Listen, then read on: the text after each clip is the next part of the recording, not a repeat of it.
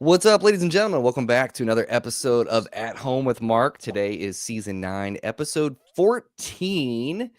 And today we're going to veer off the guitar path a little bit because if you know me, you know that I also play keys and I'm a huge fan of all things piano, organ, whirly, Rhodes, clavinet, all the good stuff.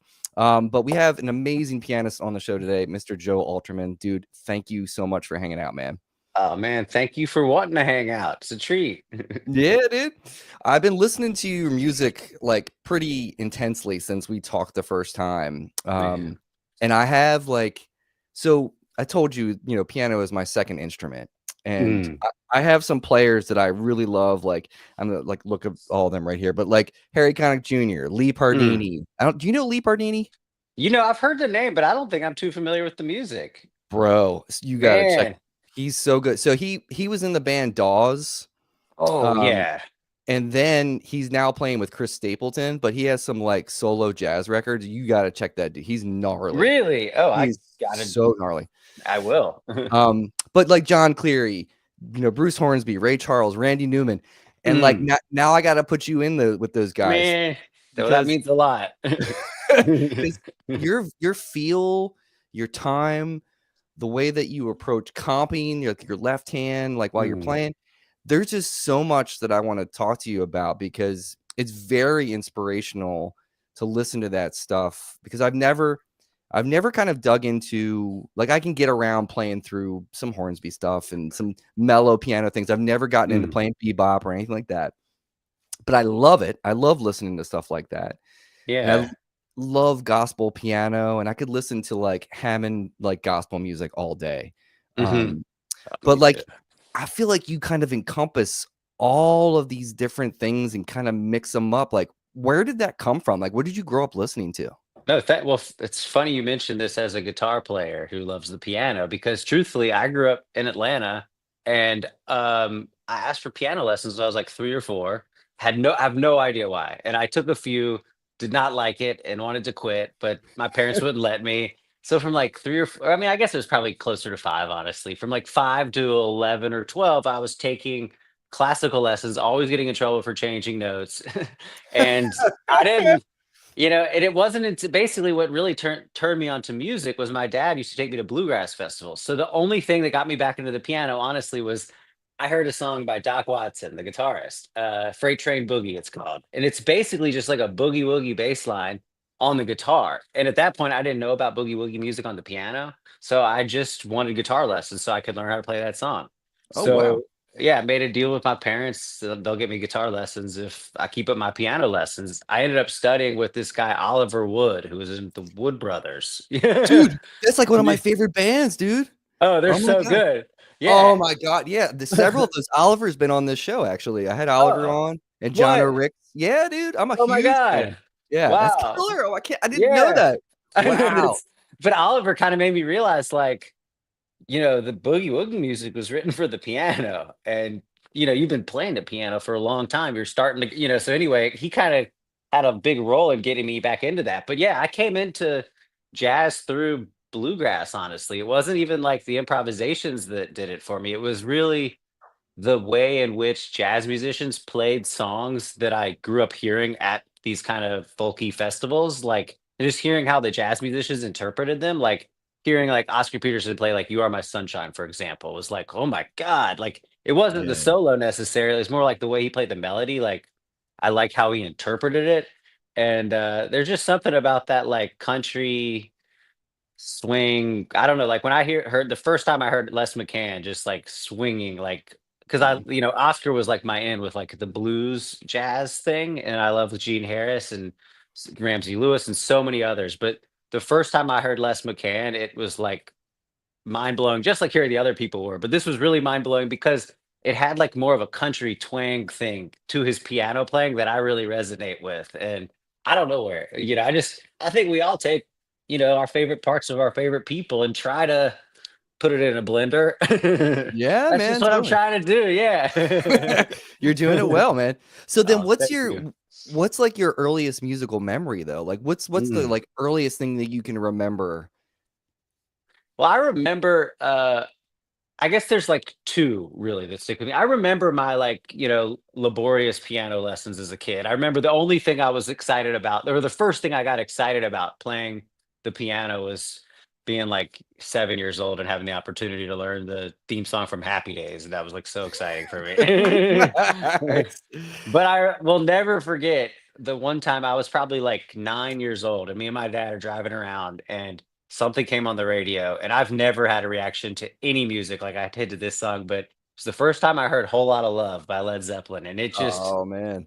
blew my mi I'd never heard anything like that. I remember just sitting in the car like as 9-year-old, just like jaw dropped for like an hour. Um, Dang.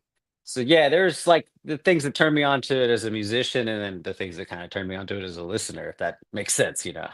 Oh, 100%. Okay, so Yeah. are your parents musical? Like, did you grow up in a musical household? No, it's just fun. So I have an aunt, my dad's sister was a great classical pianist, but she did it more for fun. And I have an older brother who plays like in the Grateful Dead cover band, basically. And so I grew up around music. I really think my dad had the gift and he just didn't know it because he loves Oh. music and we listen to music together a lot. And he talks about music like a musician would a lot of times. So I feel like I got it from him, but I really don't know. It was really special. Like my dad, apparently the first thing he said when I was born was, "Wow, look how long his fingers are. He's gonna be a piano player." And I don't know why he said that, but he That's was great. really sad when I was kind of getting turned off to the piano.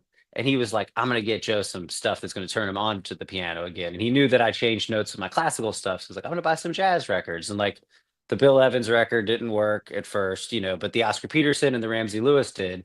And it was really special because so my dad introduced me to Ramsey's music and I got to introduce my dad to Ramsey. And Oh, which was wow, dude. it was a heavy moment. And Ramsey was so over the top, nice to them about me. And when my dad left the dressing room, I said to Ramsey something like, "Man, thank you so much. That you have no idea how much that means to me." And he goes, "No, I do, because I had the same experience with my dad and Count Basie." And I was like, wow, That's dope. just that kind of stuff is so special. Oh my god, yeah, dude. That's the thing Yeah. is, like, I can imagine for you, like, getting to play with all these great musicians now and being around this stuff, it must feel like, it doesn't get old because you're Right. just, like it's just inspirational to kinda be around that stuff and to kind of follow Mm. in the footsteps. But, like, I would gather for you, it's also kind of like you're continuing to learn, Mhm. you Oh, know? yeah. I mean, how much time do you spend in terms of, like, daily, like, working on stuff, and, like, what are you currently working on? Yeah. Well, I try to be at the piano like a minimum of like 3 hours a day. And it can be anything. I mean, to me, like I know some people wouldn't call this practicing necessarily, but I love to just pick up like a book and try to medley like all the songs. Like I feel like I'm really um I like just picking out a song that I've never played and saying like, just you're gonna play this for 40 minutes, like see what happens with it. But I practice a lot of like classical music at home. And yeah, I mean, but I love just interpreting melodies and seeing what I just have a great time doing that Right. kind of stuff. Yeah, yeah. So early on, you're talking about, in your classical lessons, changing notes and stuff. Are you talking about like playing tensions and like getting outside the box with things? Like, is that what was happening? I no, it was less of like it was more just, like say I was just playing more what I was hearing, like I was like, I like this sound. And my teacher would hit my wrist, like, you can't Right. do that. Yeah, yeah. Right. Okay. Yeah. All right. As you kind of got past like the Doc Watson thing and Hmm. how did you transition back? Like, so like when you were working with Oliver Hmm. and he was like, actually, that music is built as a vehicle for the piano. Hmm. Is that when you were like, "Okay, I'm missing out on that. I need to jump ship on guitar?" Were you kind Mm. of like were you still doing both, or were you like, "Nah, I'm gonna go back to that?" Yeah, no, well, for like a year or two, I was like really into the guitar. And then so basically I got kicked out of my classical school.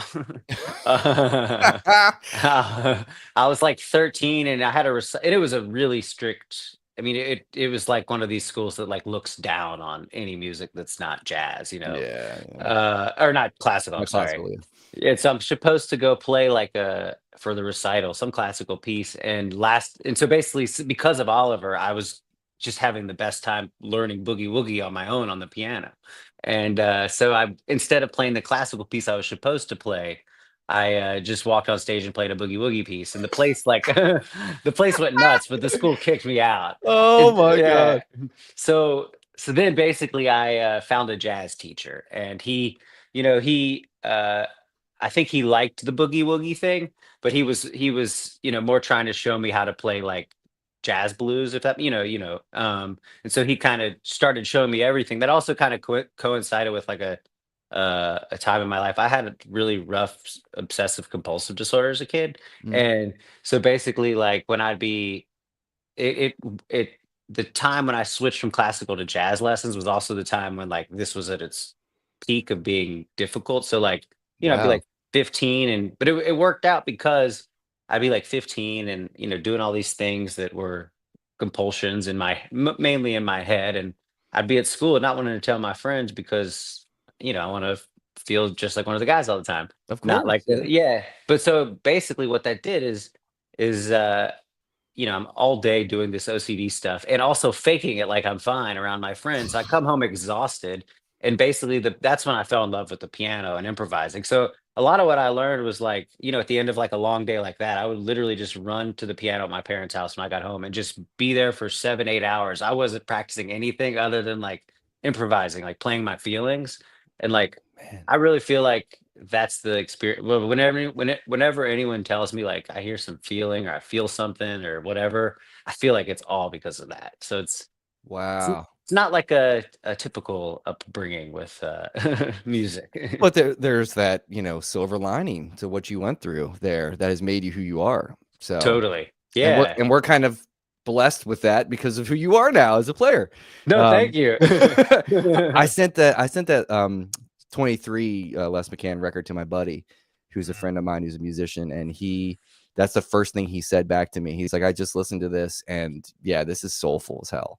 Man. So it's like you can feel it's like palpable in your playing. I think that's why when I started listening to your catalog, I was just really kind of sucked in because other people too, like Jamie Cullum. I love Jamie Mhm. Cullum because I felt like he was more approachable to me to listen to someone like him instead of listening to like Hiromi. I'm like, I'm never Right. going to be Yeah. able to do what the hell Hiromi does, but I can kind of play some of the Jamie Cullum stuff.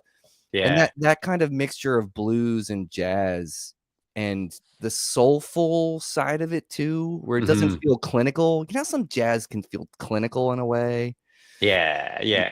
I You, feel like there's like yeah, two kinds of jazz these. I feel like there's jazz for musicians and jazz for people now, honestly. yeah, for sure. Where do you put yourself? I hope I'm in the people poor part. Yeah, I, yeah. yeah. I think you are.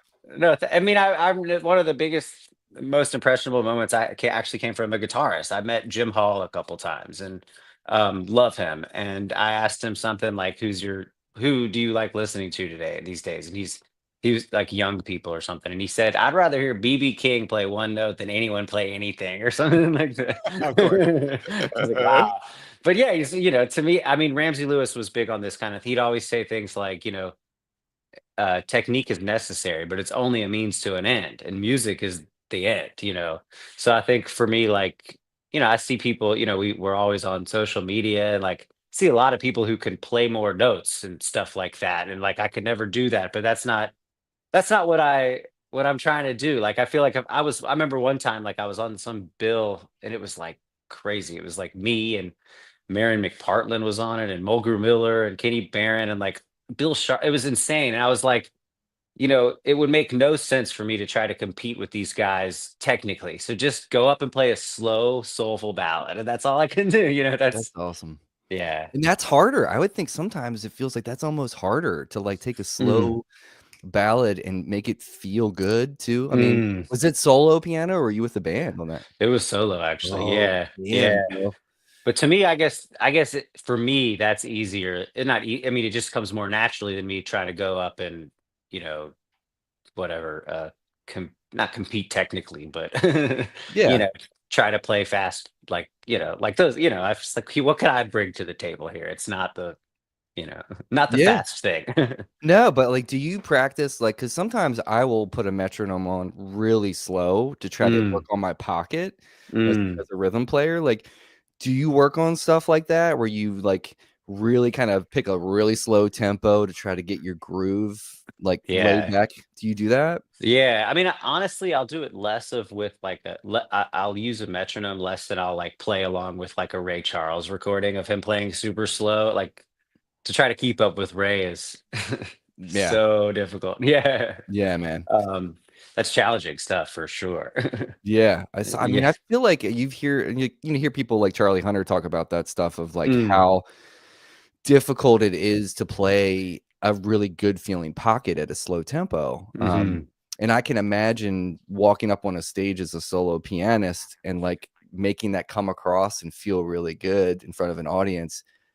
To mm, me, might feel mhm. like stressful, but sounds like that is where home base is for you. It kinda is, like, if I to me, walking up and saying, like, "I'm gonna play Donna Lee fast for all these people," that sounds stressful to me. But to me, going up and playing a sweet ballad and making it sweet and soulful or something is just that's just me, I feel like, I Yeah. don't Well, yeah. let's talk about that I'm gonna stay on this topic because from your 2018 record, from the More Cornbread record, Yeah. when I was listening to that whole record, and then when you got to Over the Rainbow, and I was like, "Is Mm. this gonna be Somewhere Over the Rainbow? What is this?" And then, like, you start to hear things come in, you're bringing in certain melodies. Mm, Like, that alone, that track hit me really hard because it has this, like, patience, mm, which I love. Like, anytime I hear a record where every musician is practicing the utmost respectful patience on stage, mm. because that's a live record, right? That was a That live record. is yeah, yeah. Mhm. I mean, it could have been it sounds so good first sonically, like, it could have been Yeah. done in, like, in a studio just with no Uh, audience.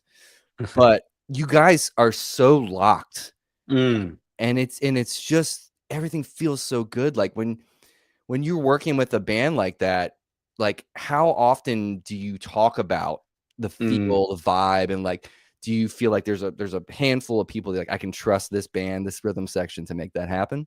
Totally. Yeah, it's fun. I mean, I guess it's weird with that specific band. We play together. I play with those two guys more than anyone. So, and a lot of and we like a lot of the same music. So I feel like rather than talking about it, uh, I mean, we'll talk about it a little, but like we share music together a lot. So we're always listening to like similar stuff. And I feel like just because of that we like a lot of the similar music and listen to a lot of similar music, I feel like our languages are kind of similar and we've been playing together so long that we kind of can read each other's minds a bit. But like, I feel like we all love like Ahmad Jamal and Errol Garner. And I feel like those two are like, when you talk about like space or patience, like that's where I try to emulate those guys with that, feel like one time actually Ahmad, I mean, he's really well known for his space, but one time I actually commented to him something about the space and he corrected me. He said it's not space, it's discipline.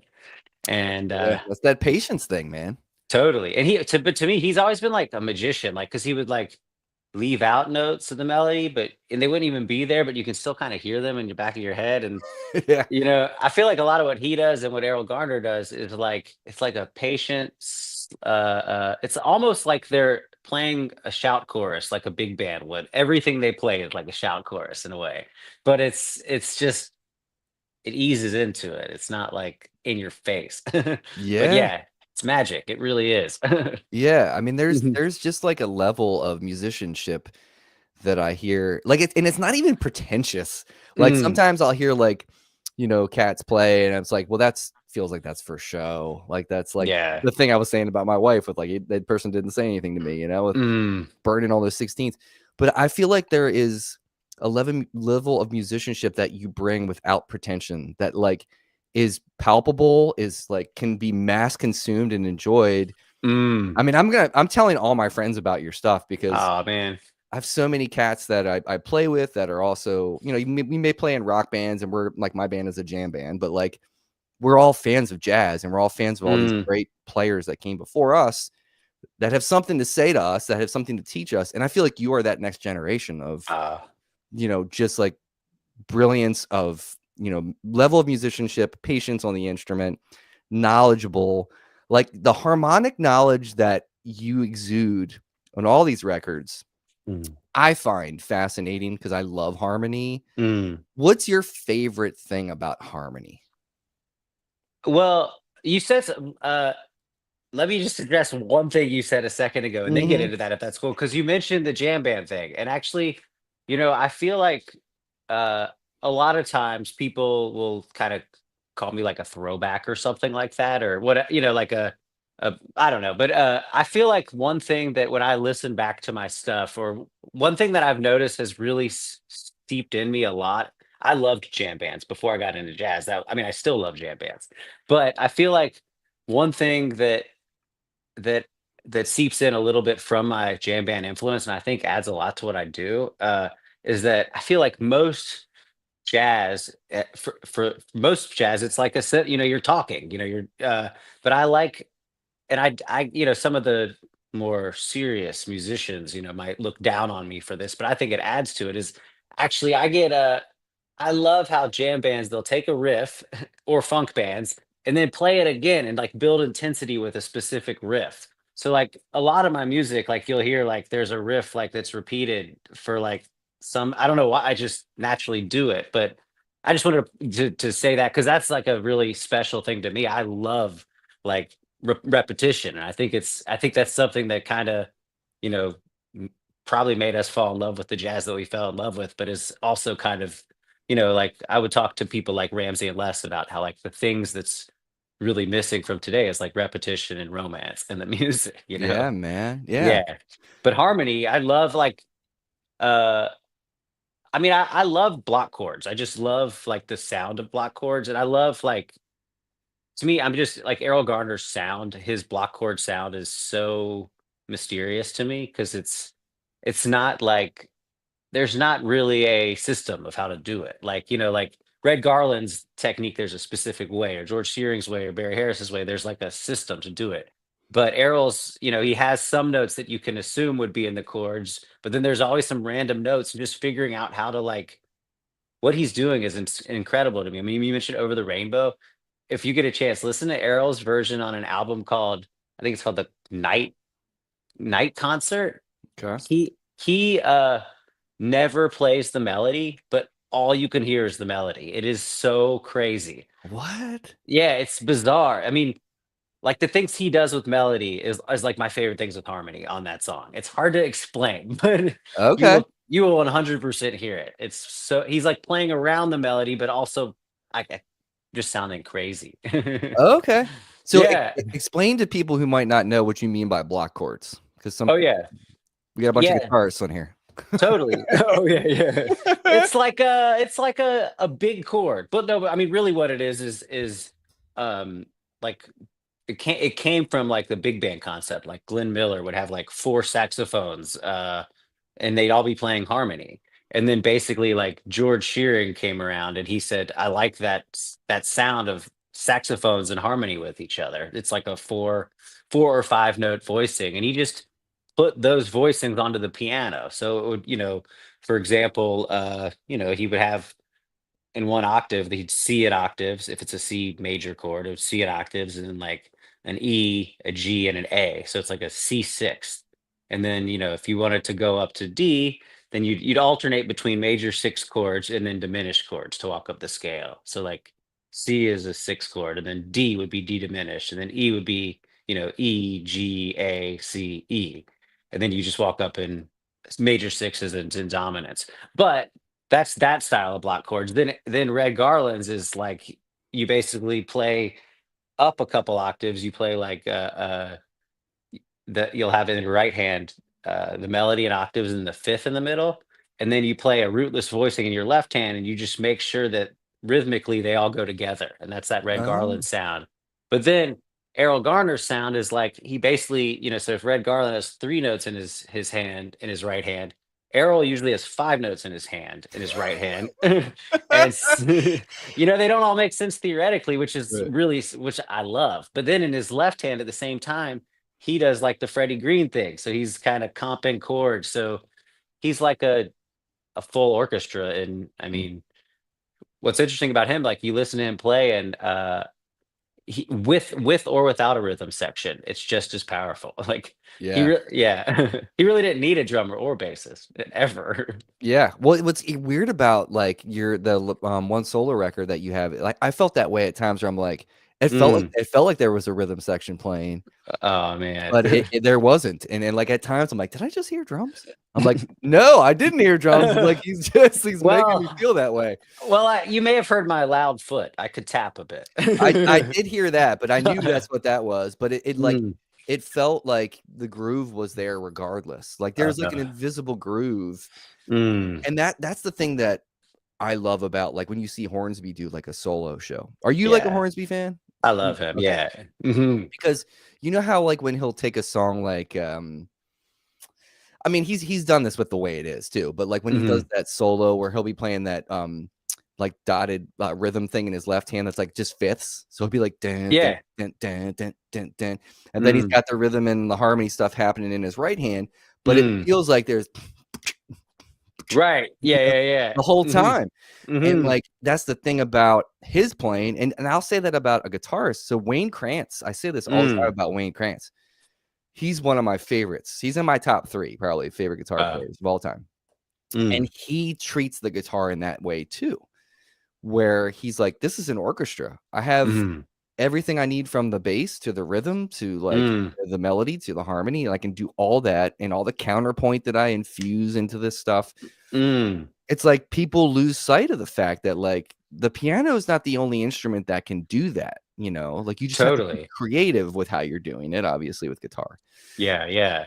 But I you love do that. So totally. Well, yeah, I mean, it's so awesome that we can play more than one note at a time, right? yeah, polyphony is pretty cool, man. Yeah, yeah. But like, I mean, to me, honestly, like, I mean, I've mentioned Errol Garner a million times, and I mean, he made such a big impression on me. Like, honestly, I feel like when I talk about my music being for people or for musicians, like a big this might sound bizarre or whatever, but a big learning thing for me was when I was in like eighth grade doing my best to sound like Errol Garner, and like my first crush would come over to my house, and I'm like, she'd say like play something for me, and I'm just like, maybe I'll get my first kiss tonight. And so I want to play like Errol Garner because that's the sound that that could romance or whatever. And then but then I'd get to college and I was talking to my friends who play the saxophone or the trumpet or whatever, and to me, that was like a playing for like first crushes was a big deal in a way because it was like the first time you're playing for people and you're trying to evoke a certain reaction. And I Yeah, talk about that with my friends in college, and most of them didn't have that experience because, if you're playing the trumpet, like, what are you going to play? I mean, I guess you can play something, but it's right? nice to be able to play more than one note at a time. Yeah, Yeah, yeah. So I don't totally. know. There's something like romantic about the music that I missed today, for Yeah, sure. and Yeah. I can see what you were saying before when you're like, sometimes you get this like throwback comparison, but Mhm, I think it's not that. I think it's mostly like you're honoring music, like part of music history, but like you're mhm, putting a new spin on it too. So mm, there's something familiar about it. mm. Um, but I mean, I feel like almost if people say throwback, in a way, I take offense to that for you because I'm Yeah. like, dude, he's doing his own thing. Like he's just like it's just as much as I like do something that sounds like Jimmy Right, right. I'm for not trying five to do seconds. anything. Yeah, Yeah, I'm just playing, and yeah. yeah. So I mean, like for me, it seems like you're just honoring the music that you love and Well, taking it the next step. You know? totally. But the interesting thing about that throwback comment or whatever is, and to me, I'm always like, I mean, I know it's usually meant nicely, but it's kind of a bizarre comment to make. But the only times I get that are people when they criticize how much I play these larger chords. They're like, "Well, that's a Red Garland sound, or and they'll say that's a Red Garland sound, that's a Daryl Garner sound, that sound's been done so much." And I'm like, but how many people do you know who play single lines all the time that sounds like a copy of so many people who play single lines? Like, why is it only block chords that get the oh, that's not, does that make any sense what I'm trying to say? A Yeah. 100%, dude. Yeah, Yeah. yeah. I feel like though for me, and like maybe this is a perfect explanation how you are music for the people because like the majority of people don't know that shit.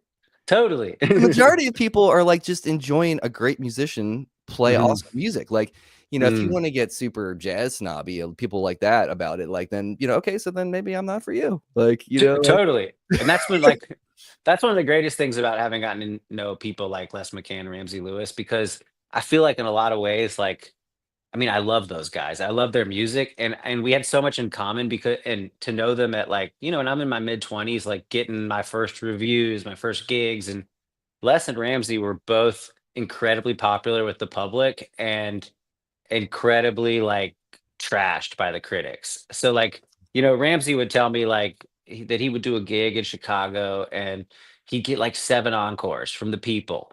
And then, like, the next day, the review would come out and it was like they just played the blues all night. Like, it was hey man, the people are paying, the critics aren't paying. You totally. know what I Yeah. mean? Like, that's Oh, yeah. if you want to But, get like, real. yeah, but, like, Les, he would always, say to me, like, "Man, when you got something that people are when you start to get haters, that's when I'm proud of you because that means you got something." You know? Hell yeah, amen, dude. Yeah. Like, that is totally the way.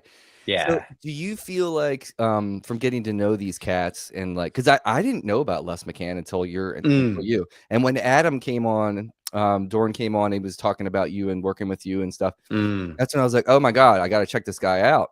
uh, But I didn't know about his music until I heard about it through you. yeah. Oh, wow. Well, So, happy to spread the word. yeah, I know it's interesting because, like, I find that if you weren't throwing it back and if you Mhm. weren't continuing the tradition, does that music die? I hope not.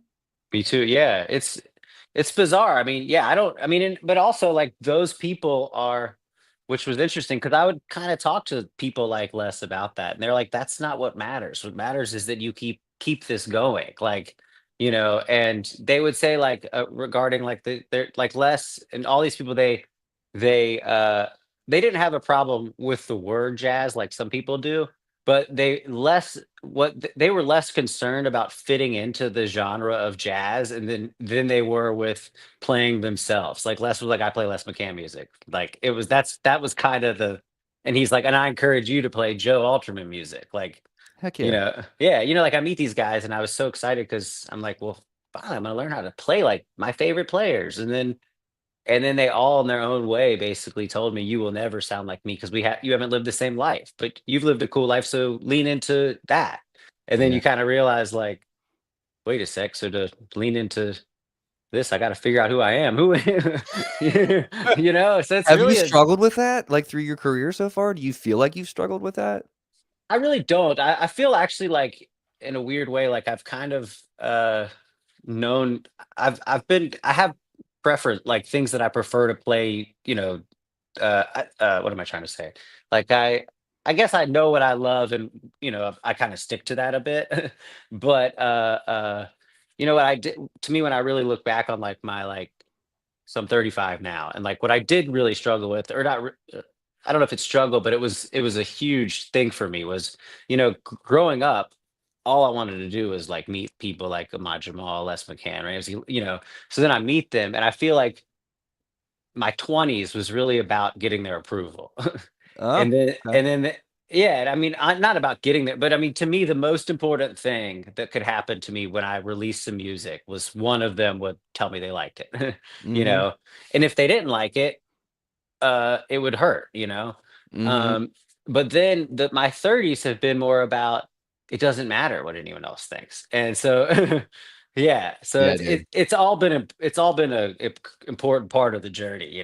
But yeah. Dude, Joe, no, I get that, man. I don't think there's any shame in that. I think that's fair to own that because Mhm. I'm the same way. I'm 45 and, Mm, I grew up, like, playing guitar, listening to Fish, listening to Grateful Dead. mm, I was huge into the band Mo, which I still am to mm. this day, and I've had several of the guys from Mo on this show, and I've gotten to know them, and they've become Wow. friends now. And I went to see them at the 9:30 Club, and they're like, "Come backstage and hang out." And I went up with my bass player, and the drummer comes out, and he's like, "Mark, what's going on, man?" And he says, like, to the bass player, he's like, "Dude, you play with this cat? He's a killing player." And I like, my heart, like, was like the Grinch, dude. It was like, Mm, "Ooh," because like, my mm, whole life, I was like, all I wanted to do, like, one day, I just wish I could get on stage and, like, sit in with these guys, you know what I mean? mm, So it's like, I get that feeling 100% because you mhm, want the approval of your heroes, but at the same time, like, hopefully the authenticity of what you do speaks Mhm. for itself, right? Totally. Yeah. But I think it took going through that and getting their approval, which means a lot to me Hell still. yeah. But it's not like I remember, to me, I realized it was a big moment when, during COVID, I would talk to Ramsey a lot, and I talk to Les like every day anyway. But I was kind of experimenting with singing, and I kind of sing a little bit, like, but like Randy Newman's my hero singer. Oh, yeah. I love him. Yeah, yeah, and I remember sending something to Ramsey, and he said something to me like, uh, "The piano playing's a 10, the singing's a 5," or something, or stick with the piano playing or something, I realized right when he sent that, like, if this was 5 years ago, this would have really hurt. But in that moment, I was like, he just doesn't get it. Like, he doesn't have to like my singing. I like my Mhm. singing. Yeah, And then I realized, wait a second, this is actually a huge moment in my life to be able to get a feedback like that and then shake it off easily. that's awesome, dude. Yeah. Yeah. That's So it's growth. That's maturity, you know what I mean? That's just right. we all have to go through that stuff, I think. Totally. And Part it's, of life. like Les, I remember, I don't mean to keep going about Les, but this was just another No, I interesting love thing. it. He told me one time, he was, because I'd heard about some, like, I got some bad negative review or some shit talkers or something, and I was telling Les, he's like, "I'm so proud of you, man. Like, let me," but he said, "I want to tell you my about the worst review I ever got." And I said, "Okay." And he said that he was working at the Village Vanguard, and the New York Times walked out in the middle of the show, and Les was like, "Oh, this is going to be good." And the next day, the review came out, and Les said it said, Les McCann sounds like a Les McCann sounds like a fireman trying to burn down a building. Oh And god, that's so yeah, brutal. but Les was laughing so hard when he told me this story. And like a few months after that, I was talking to like another like pretty big piano player. I shouldn't say his name because it won't make him look great. But No, yeah, that's fine. anyway, Les shook that off. He was laughing about it. It was great. I told that story to this other piano player who I thought would think it was funny. And it set him off on like this 20-30 minute rant about the critics. Uh-huh. And to me, I was thinking, wow, like, I mean, there's a lot to just that the two could contrasting attitudes where why Les got to where he did and where why you know Yeah. others might not, but I don't know. There's a lot to learn from these people. Yeah, and I think it's like as long as you're happy with what you're doing and what your fans are happy with what you're doing. By the way, Mhm. I totally dude, I was so pissed. I just found out like 2 days ago that you were just at Blues Alley. Man, for some reason, I thought you were in Boston. I'm so sorry. I don't No, know. I I'm would have in told you. Baltimore. Yeah. Yeah, no, I'm in Boston. Yeah. So, I mean, I'm gathering you're gonna come back through there again sometime this next year. I I will hope. for sure. Okay. Yeah. Yeah. I'll keep an Yeah. eye and I'll bring my wife and we'll get to Well, I'll see you. let you know next time too. Yeah. Yeah, it'll be killer, dude. Um, I what were loved we it. just saying? So, like, anyway, so like yeah, as long as you're happy, as long as your fans are into what you're doing, as long as Hmm. you're enjoying putting out music into the world and getting out there and playing for people, I mean, what does it matter Hmm. what a critic thinks? I mean, Oh, totally. they're like actually like the medieval troll on YouTube is what I feel like critics are. It's like Mm, in print, but like I don't understand a lot of the time. That's why I like doing this show because mhm, I never in a million years thought I would be doing something like this. mm, But because I've just always been a musician and a songwriter first and whatnot. And then when the pandemic hit, and I love talking to musicians, I was thinking about this a lot because Pearl Jam is my favorite. That's why I play guitar. oh, That's man. why I asked Nice. my dad for a guitar. Mm, And when they just put this new record out this past year, and I can't remember who was interviewing them for maybe it was for Apple. I can't remember, but mm, somebody was interviewing them, and I'm like, how many of these cats are musicians mm, that are these people that are these critics? Because I think a lot of the times they don't get it. right. And I Mhm, and I also think they're way quicker to judge when they don't understand music. mhm, And they may think they understand music, like, yeah. meaning, like, "I've listened to, 10 million records, and, like, I Mm, understand how a song is put together and all that stuff." I'm like, "Yeah, but do you understand the sweat and blood that goes behind doing it? mhm, I don't yeah. think you understand those hours that Joe's Mhm, put in or that I've put in or that Hornsby's mhm, put in, or whoever, Les or whoever." Like, yeah. they don't know that road. Totally. And I mean, also, like, I don't know if you've read a book called Jazz Is by a journalist named Nat Hentoff, but Mm, reading that, like, well, Nat is this great journalist. He passed away about 6 or 7 years ago, but I reread that book, which was a favorite when I was younger, and it just made me realize like the difference between a good journalist and a bad like this the way Nat describes jazz, I'm confident that not many people, including musicians, could describe jazz in the way that he did, and it's so spot on. He's a great journalist, so he's able to write well about the music. And I Right. can like, I wouldn't have picked up Sketches of Spain if it wasn't for his liner notes on the back because I'm reading the liner notes and think, oh my gosh, I got to read this. So there's like the flip side, to it all, of course. But yeah, when it's not the good, not that the review has to be good or anything, but when it's not written for the right when it's Right. not understanding all that, it's not great. No, dude, not at all. Yeah. But Well, it reminds me too, I'll just say one more thing if that's cool. yeah, say it. Yeah. Yeah, I think too, you gotta be like have like some thick skin to like make it in this industry. It's a tough industry, and so I think one thing you know like I have some students or younger kids who call me and ask for advice and stuff, and I think just one of the things I've realized like talking about like the potential of getting a bad review or whatever it is I'll have one of these kids will call me and say something like, man, like I had a terrible gig last night and like all the five leading up to that one were great, like how do I get this out of my head? And I was like, the truth is, that's what this is. Like, it's not getting to a place where every one of your gigs is going to be perfect. It's accepting the fact that not everything's going to be perfect, and how do you deal with it? Like, Yeah. yeah. So it's a lot of life skills in this thing. Oh yeah, man. And I mean Yeah. that's being a human, period. I mean that translates to not just being on stage, but that translates in Right. every aspect of your life, Like not every day Totally. is gonna be a 10 out of 10. Of Um course. Of course. uh, Yeah. let, Yeah. so let me ask you because we're running out of time. I have so many questions I want to talk to you about. Oh yeah. I wanted to talk to you a little bit about though what I was saying with like the left hand comping stuff. Yeah.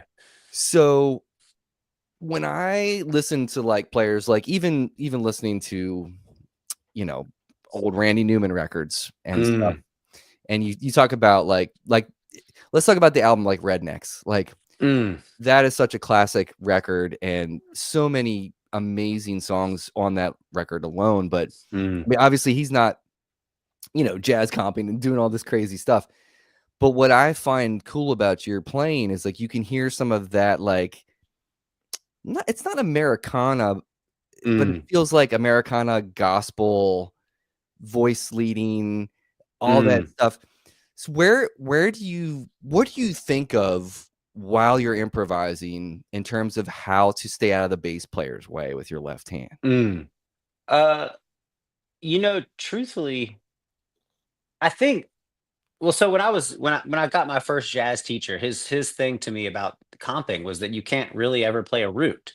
And then and I remember hearing something where, Ron Carter, the great bassist, would tell pianists that if you're on a Steinway, don't play below the S on on the far left because he's Right. got that handle. Um, and honestly, and my teacher telling me as a young student that you can't play the root and because they got that covered. I think for so long I was so more fearful of playing a root and doing like this, playing like the wrong, going against this rule that I made up, was told that was a rule, And so now I feel like I tend to try to stay, above the S, but I really have to me, there's times when the roots sound great. And like, I think when I finally started, embracing my love of like, a rooted sound, like not just like a triad, but like to me, like hearing like yeah, when you mentioned that like Americana thing, like I got that from like just playing along with Keith Jarrett recordings or playing along with Keith Jarrett, like, solo piano transcriptions and stuff. So I'm thinking about that a lot. But to me, honestly, I was more in my head about what how not to break the rules for many years that now that I've gotten out of that, I love if it works, it works. I just it's strange because I also feel like these days I've been paying attention a lot during the bass solo, and I feel like a lot of the stuff I do is like totally instinctual. Like it's not like I'm thinking like play this here. It's just my hands go and do that thing. It's weird. I'm Right. like, where did that come from? Yeah. I don't know if that.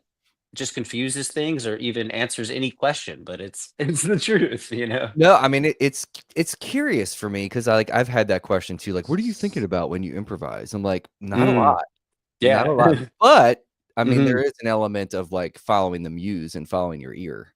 Totally. Yeah, Uh, yeah. I mean, do you find that is kind of where you are? I know you were talking about those, like, repeating motifs Mm. and stuff for, like, jam bands, and I can definitely hear it. Now when you said that, like, I was listening I can't remember which of your records I was listening to when I went to the grocery store this morning, but Ah. there was something where it was, like, 2 bars Mhm. like, building tension with this one motif, and Yeah. I was like, "Oh, when's he gonna go? When's he gonna go?"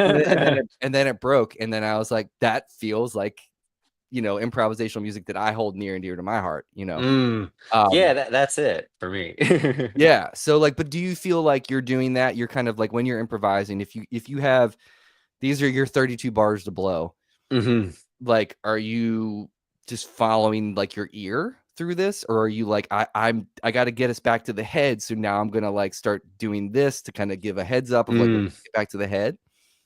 Yeah, yeah, you're right. It is hard to like think of what you're thinking about. But Mhm. I know there are times when I feel like lately a lot, especially when I'm playing trio and it's music that I just, it's like my gig. I play the music a lot and I don't want to say it's second nature that it's easy because it's not, but it kind of just happens like the but I do often think like, okay, the solo's winding down, I need to figure out how to end this solo or something like that. uh but How yeah, like often do you get into it? How often do you get yourself and paint yourself into a corner where, like, "Alright, I'm beating a dead horse kinda right now," like, for uh lack of a better way to describe it. Do you ever find yourself getting to a place where, like, "I'm repeating myself too much. Time to jump ship?" well, yeah, well, honestly, that's the thing about the repetition thing is I don't that's something that is totally like subconscious. Like I'm not like picking a riff and saying let's repeat this or build this. It's just totally happens. But there are many times I wouldn't say where I get into a corner that way. I think what normally happens is, or what I'm, getting past now or working on now is there are many times when I'll start a new chorus of a solo and be like, "Ah, I should have ended it at the," I should have Yeah, been, I know what you mean. yeah, Yeah, yeah. yeah.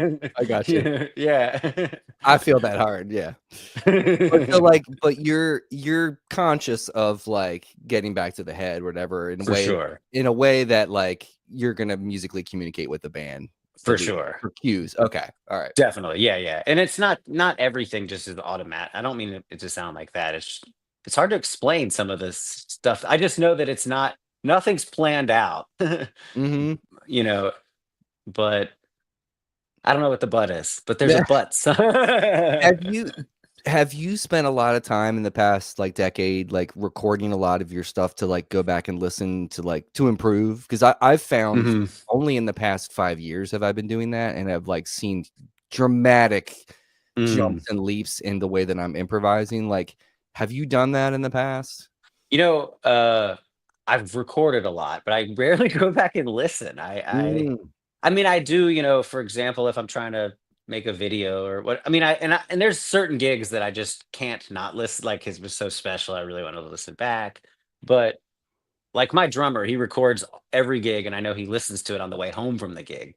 mhm, And I don't, I haven't really done much of that. I used to do it a lot more, but I did find that if I liked what I was listening to sometimes, like there'd be like a riff that I really liked that I'd realize that I would start to kind of imitate some of the stuff on the recording that I liked. It's kind of like I don't like love rehearsing that much. Like if I have like a new trio or like a local rhythm section, like we'll just rehearse the melodies at the rehearsal because I know that if we keep playing, it's gonna work, it's gonna be good, and then we're gonna be trying to copy the rehearsal in the gig. So I'd rather us maybe mess a few things up, but keep the feeling. right, 'cause Yeah, it can pull the spontaneity out of everything, I guess. totally. Yeah, Yeah, yeah, yeah. yeah. I mean, that's important. I mean, I feel like anytime I write something new too, I'm like, I feel like I gotta record it right away or at least Mhm. the freshness and the, like, excitement. Do you find Mm. that that can kind of happen where do you get into, "I've played this so much, it's kinda lost the, like, joy" not the joy, because, like, Yeah. it's always fun to play, but, like, you know what I mean, like, lost that spontaneity that it had when you first started doing it? Well, it's funny because like I feel like I see both sides. I feel both of these things, which is one is, yeah, I just made this. I need to record it as quickly as possible and get it out there. Then I get it out there, and then I really do it for on my gigs for like a year. And I'm like, oh man, I wish I'd waited a year because now I really have the song together. Yeah, Totally. but it's like a yeah, you can never win. Yeah, no. Well, I mean, it's a tough thing being a creative too. I think it's like because we're our worst critics. We're our own worst critics. Totally. Hmm. And I think that's like, you can get yourself into a situation where you're kind of like so amped up. I mean, it's probably my ADD too that I'm just like, "Ugh," Mm, like I got to get this done. I want to like, there's 55 million things that I'm trying to do at the same time. Um, yeah, but yeah. but I feel like it does, for me, sometimes if I go into the studio a year later, it's like it doesn't have the feel that it did when I first did it. Like I can't sing it with the same passion I sang it a year ago. You know what I mean? Totally, yeah. There's just some of the songs, like, I'll write a tune or get like, the more we play it, the more things will, you know I don't know, the arrangement kinda unfolds over a longer period of time. So it's a tricky balance between, like, doing it too soon and it's not really listening back, it sounds fine, it's just not as together as we later got it. Right. It's a tricky thing, but yeah, then you're right, sometimes it's not as passionate as the first one or exactly. And maybe it's just because we know that, but like everybody else probably doesn't feel that way. You know what I mean? That's a good point. Yeah, yeah. So, I mean, I think it's we're in our own heads about it probably too much, more than we need to be at least. Um, Yeah.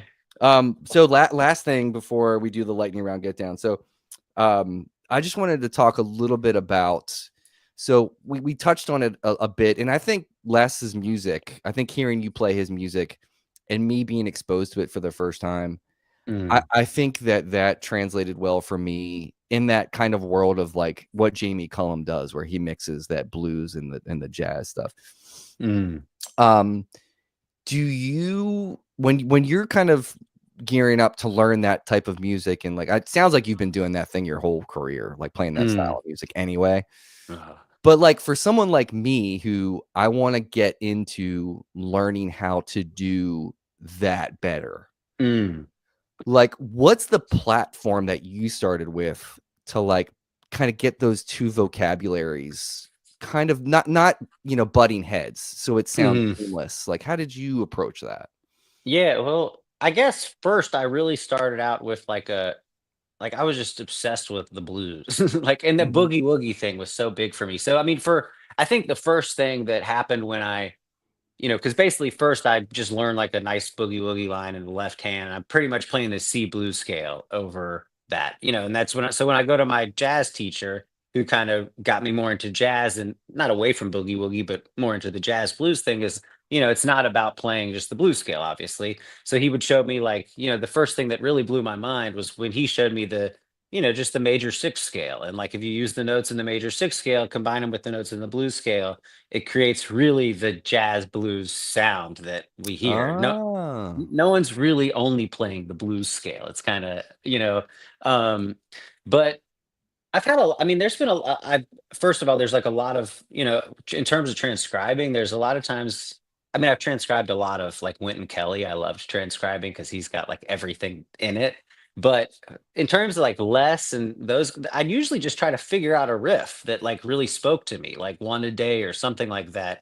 And also, I know like this isn't usually recommended from teachers, but it's helped me a lot. Like I have tons of books of transcriptions and I just play along with them. I mean, I'm not doing the transcriptions myself, but like it helps my reading. And then if in 1 hour I go through like a transcription book of, Wynton Kelly to Oscar Peterson to Les McCann to Bill Evans, like that's a lot of different feelings in an hour. And you got to focus on the touch to sound like these people. So, I Yeah. mean, that's been really helpful for me. Like to me, getting like a book of Ray Charles transcriptions, like, Oh. yeah. And then playing along with that stuff has just been so helpful. But I mean, it's not just like to me, it's like there's so much more like because also like being in school, like I'd be in jazz school, and it was often about the really modern, more technique stuff, and I was just it was I was listening to a lot of New Orleans piano that was just so fun, and Hell yeah. it was like I want my music to sound fun. Yeah. That's a great adjective for that style of music Mm, because mm, it feels like there is nothing but joy when you listen to like somebody like John Cleary. Like, Yeah. you know what I mean? It's like when I first heard him, dude, and this wasn't that long ago. I was just super Mm, late to the game. I probably didn't. Maybe it was only about 4 or 5 years ago that I heard about John Cleary. really? Wow. And I mean, I've grown up like listening to the Meters for sure. I mean, I've, been in that Yeah. Mm, world, but like the Neville brothers and all that stuff, like there's Professor Longhair stuff. Like I didn't really know about any of that stuff until mm, 5 to 10 years ago. wow. But there is such the vocabulary of the harmonic vocabulary, I should say, Mm, of that music and gospel music and like all the that rootsy kind of Americana stuff that all comes out. Like it gets me fired up because I feel like it's the music I always hear in my head. Like yeah. I love that. you know what I mean? Like anytime I'm writing something, like I always like if I could like have a band, it would be like that kind of blue-eyed soul, like Van Morrison type of thing with like backup singers and a horn section and like Mm, super soulful keyboard player and like mm, I'll just do my thing. But like that's the kind of stuff that I am always hearing and always feeling, mm. musically. Like somebody asked me if I was from New Orleans one time. Is this band from New Orleans? I'm like, I've never Greatest been. compliment ever. Yeah. I was like, I've Yeah. never been to New Orleans. I still haven't.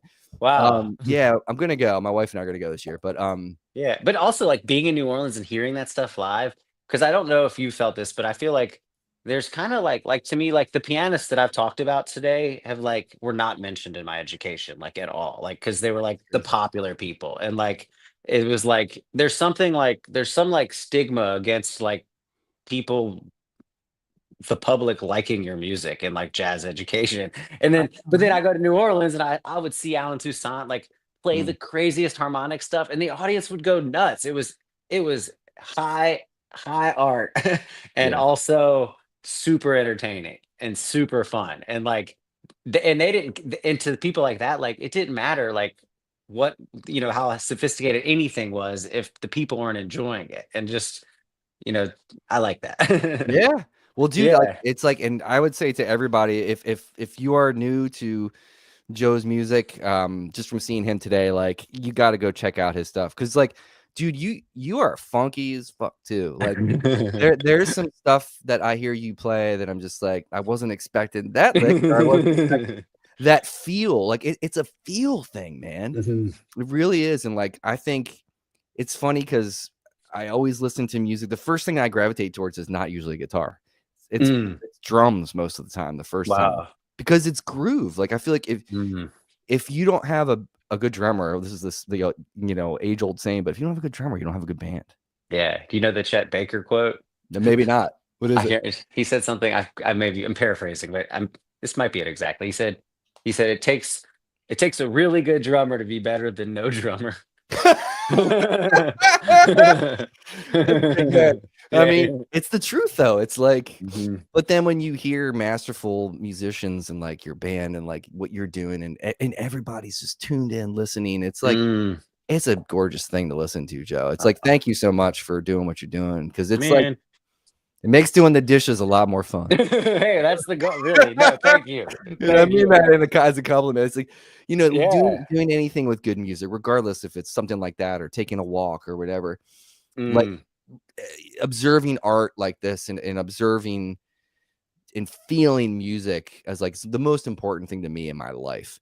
Mhm. And finding somebody like you that does what you do and like speaks to me, man, it Wow. adds to the Rolodex of like love, in my Oh, life. man. So Well, I have to say just real quick, if you don't mind, is that one of my teachers in college, early on, his name was Billy Drummond, this incredible drummer. And I asked him what like modern jazz he enjoyed listening to. And he said, I'd like a lot, but he said, there's not a lot that I can cook to, like the old stuff. So the dishes, that comment means a lot. yeah, hell Yeah. yeah, dude. Like I mean, Yeah. it's just there's something about it. But I mean, so I can't wait. When's the next record coming out? So we're going to announce it next week. So I'll announce it early here, but I have a, Oh, a live album with Houston Person, a tenor saxophone, like legend. And he's hell just yeah. turned 90. It's going to be February 7th. Yeah. Oh, And, damn. and then Nice. me and Adam Dorn have something very special coming in April. Hell yeah, dude. Well, Yeah. if you ever want to come back on here to promote anything, you're always welcome, my friend. Oh, man. Thank Um, you. Yeah, let's do the lightning round get down. I got one. So what I'm gonna do is I'm gonna put on a metronome at 112 cruising altitude BPM, Nice. Yeah. and I'm gonna ask you 10 questions that are kind of rapid fire. If you Cool. want to explain your answers, Joe, feel free. I love hearing those. If you don't, if you just want to burn through, just burn through. Cool. The first one is always the same. Lennon or McCartney? Ooh. I'll go McCartney. All right. Yeah. Cold cereal or hot oatmeal? Cold cereal. Hell yeah. What's your favorite cereal? Honey Nut Cheerios. That's a good one. Yeah. Yeah. It's a real good one. Rhodes or Whirly? Ooh. I gotta say Whirly. Me Yeah. too. Yeah. Mangus or Monk? Ooh. Monk. Okay. I guess. I don't know. Tough. It's tough. A tough one. Yeah. Ski, like ski down a mountain or sled? Mm. I've never done either, so I'm gonna go with ski though. Well, I guess growing up in the South, you don't have much snow, huh? Eh. All right. Musicals. The Ooh. Music Man soundtrack or Bye Mm. Bye Birdie? That's tough. I'll go Bye Birdie. Okay. That's a Yeah. good one. They're both, I Yeah. have both those on vinyl. We listen to them all the time here. Nice. Steinway or Yamaha? Steinway. Yeah. Yeah. Escalator or elevator? Ooh. I guess it depends how many floors we're talking, but probably elevator. Yeah. John Williams or Danny Elfman? Ooh, John Williams. Yeah. And then here's the last one, Joe. If Mhm, you could take an album, it doesn't have mhm, to be your favorite album of all time, but if you could take one record and mm, erase it from your memory mm. just so you could go back and experience it for the first time again, what Wow. what album would that be? Ahmad Jamal live at the Black Hawk. Okay, tell me First. why. Tell me why, because I haven't heard that record, so I'm gonna have to go check it out. Oh, I just love that was the first record I ever heard of Ahmad's, and it just blew my mind. And I listen to it almost every day still. I just Um, love that music. I every time I find something of Ahmad's from that era that I haven't heard before, it's so exciting to listen to, but it's also like really sad while I'm listening because I'm like, ah, this might be the last time I'll get to hear something of Ahmad Jamal's for the first time. okay. Yeah. All right, But I I'll wanted check to it. share a little bit about the first answer, if that's cool. The Paul Yes, yes. McCartney, John Lennon, because this kind of so basically I lived in New York for 10 years and um ran and a lot of and I've really decided I wanted to move back to Atlanta. I grew up here. I love Atlanta.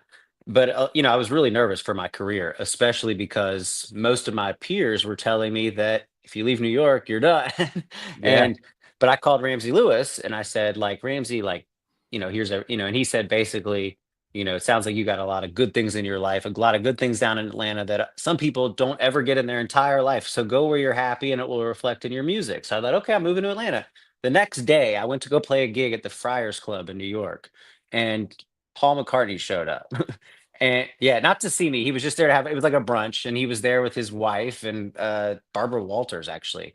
But That's so crazy. it's bizarre. But so the whole meal, he sat like a table away from the piano, and the whole meal he was just giving me thumbs up and winking and all this. It was crazy. So Yeah. the meal, he stands up at the end of the meal and he gives me a thumbs up and starts to walk this way out of the restaurant that his wife was walking out, which you do not pass the piano. And all of a sudden he stopped and he said to his wife, "Actually, I'm gonna go talk to the piano player." And I'm like, "Oh shit." So he came up and he was the nicest guy. And I don't know if you know this, but Paul McCartney's dad was like a cocktail jazz piano player. And this Yeah. was like basically a cocktail jazz gig. And he just was so talking about how it brought him back to his dad that day. And it was like Um, so sweet and special. But to tie it all together, I called Ramsey and I said, "Well, no chance I can move. I mean, the day after I decide to move, Paul McCartney shows up at my gig. If that's not the sign, I don't know what's the sign." That's And true. That's a big mind. totally. So Ramsey said, "Well, first of all, tell me all about Paul McCartney. That's so cool." And then I do. And then he says, "All right, Joe," he goes, "from now on, you need to imagine that Paul McCartney shows up at every one of your gigs because it's going to be cool for the next like 6, 7 times. And then it will still be cool, but it's just a person. You don't take this as a sign." And Yeah. I'm glad I didn't, but he was awesome. And I don't know what answer I would have chosen had that experience not happened, but that was one of the greatest moments of my life. That's great. I bet, dude. I would freak, dude. Like on my wall right there. There's two pictures. That's Paul in both of those pictures. Oh It's like man. young Paul here, and then Uh, like '80s Paul there. My wife got me those. oh my But gosh. yeah, he's a hero of mine. So I can't even imagine like that happening. It was shocking. Yeah, Well, if you haven't heard Ramsey's Beatles album, you should check it out. It's I haven't. I will definitely check that oh, out. it's amazing. Yeah. Not the there's one that's like fairly new. This one is it's got like back in the USSR. It's very electronic. It's Oh, pretty cool. sweet. Oh, Yeah, all right, yeah. all right. I Well, let think me. I think Maurice White's on drums. Oh, okay. Yeah. All right. So everybody that's listening on Apple and Spotify, just make sure you go over to Joe's website. It's joealtermanmusic.com. And then it's just your first last name on Instagram, right? That's it. Yeah. Cool. And then Yeah. and then you got new records coming out in 2025. So everybody check those out and please support this man when he's on tour in your town. Thank you. Anything else, Joe? Anything else you want to drop on the people before we head out? Just thanks for listening. And for having me. This is so fun. Yeah, man, of course, anytime. Like I Yeah. said, dude, when you got something new coming out, if you want to come, if you and Adam want to come on when you pop out, that'd be fun. We should do that. That would be Yeah, super fun. you know. So Yeah. hang out for 1 second, Joe. But everybody Yeah. else, take care of yourself, take care of each other, and we'll see you next time. Nice.